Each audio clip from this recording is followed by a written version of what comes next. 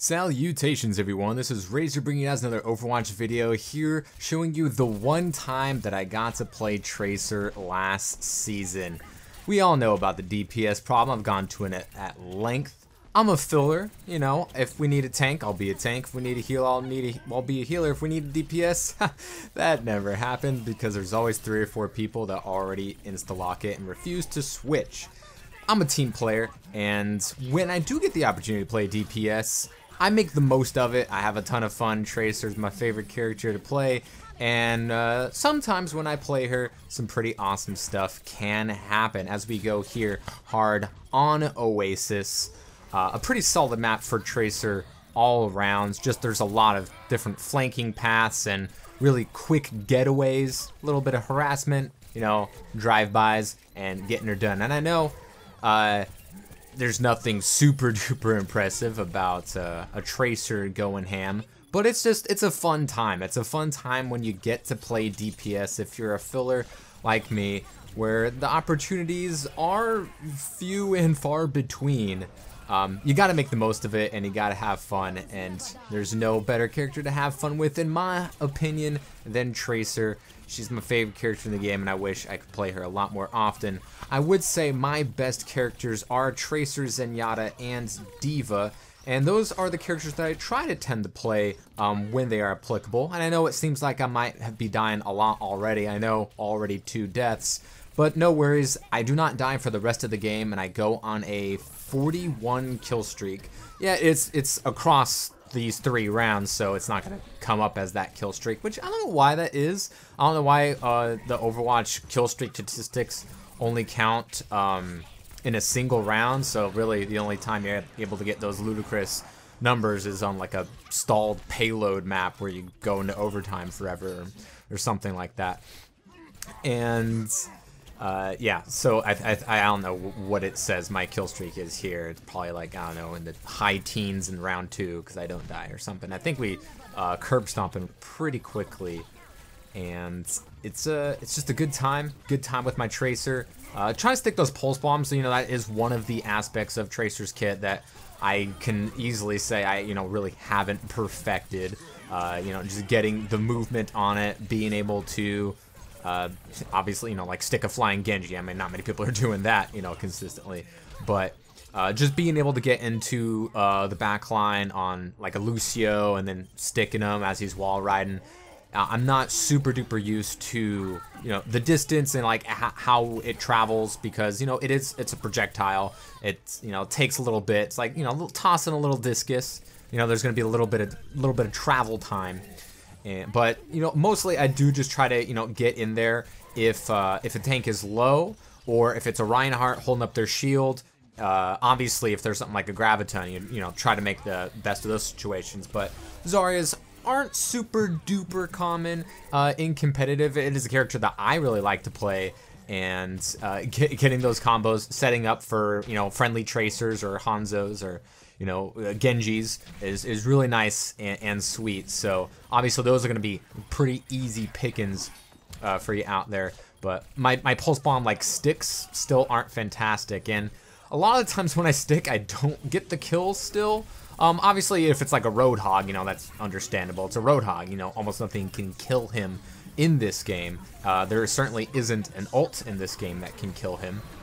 Funny enough, I think the easiest way damage-wise to kill Roadhog is Bastion when he's not in his ult. Now that's kind of one of the weird things, right, with Bastion. When he's in his ult, he does less damage and he's easier to kill. I know he still has, you know, the debuff, but he's not going to try to go for heals as often because, you know, you're in the tank and you're just shooting missiles away.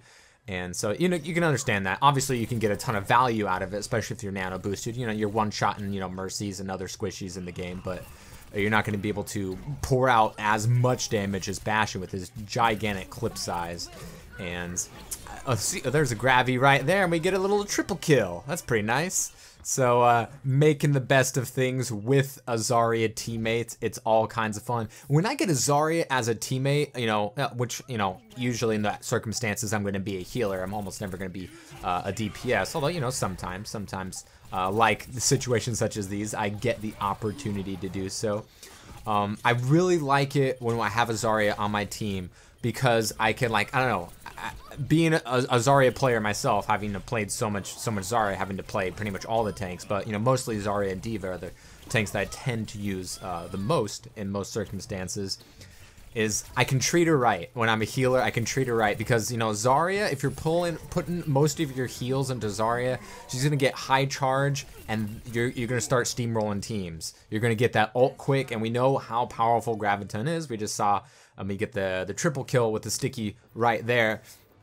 And that's just, you know, one of the many ways that Grav can be super useful. You can get environmental kills, you can set up for Death Blossoms and D.Va bombs and things like that. You know, even if a Reinhardt has a shield, I've grabbed a Rein before, and a teammate Tracer went up from behind him, got the sticky, and we got a quintuple kill. And it was a hextuple kill, and it was some pretty good times. So, kind of like my strategy for Tracer, it doesn't seem to be anything really special. Of course, there's quite a few things I still need to improve on my Tracer game, like sticking those pulse bombs and, you know, getting kills out of them. You know, maybe feeling more confident in going for those mercies. You know, Ana's and Zen's are kind of a little bit more easy to get. Obviously, Zen has no mobility and he can't sleep dart you, so he's a pretty easy pickings, but I don't really want to use the pulse on Zenyatta because he's just so easy to kill with the pulse pistols. They just fill his head full of lead, and unless you're discorded and he's hitting you in the head before you can pull the trigger, you're gonna win that duel. That's just a good duel to get. And oh, speaking of triples, let's get a single, but we're gonna clean some up here.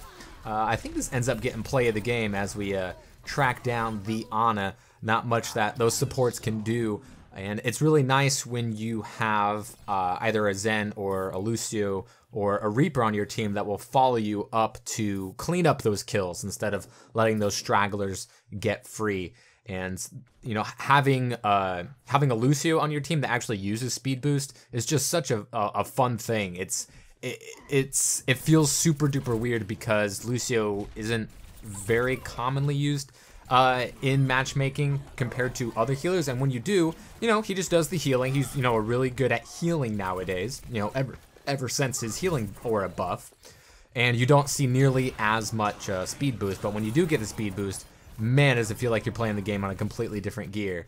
And when you can keep a teammate Zarya alive, it definitely feels that way as well. As we clean up the enemy team here, and that's another thing, Zen with discords.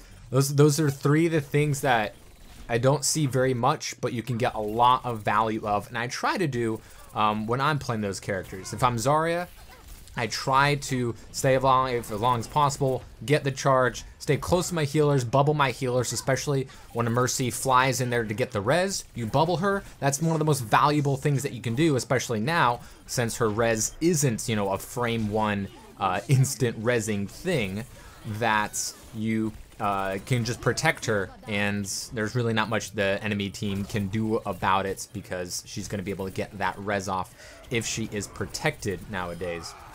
So, and another thing, like I said, with Lucio, with the speed boosts, you know, I try to do that when applicable, but it is kind of a difficult thing to do because teammates hardly ever take advantage of the speed boost, and another is getting those Discord orbs on. So there's just like a ton of value that I try to get with those other characters, but man, when I can be Tracer, shit can get good. I need to work on my pulse bombs. I need to work on implementing more melees and finishing some of those fights.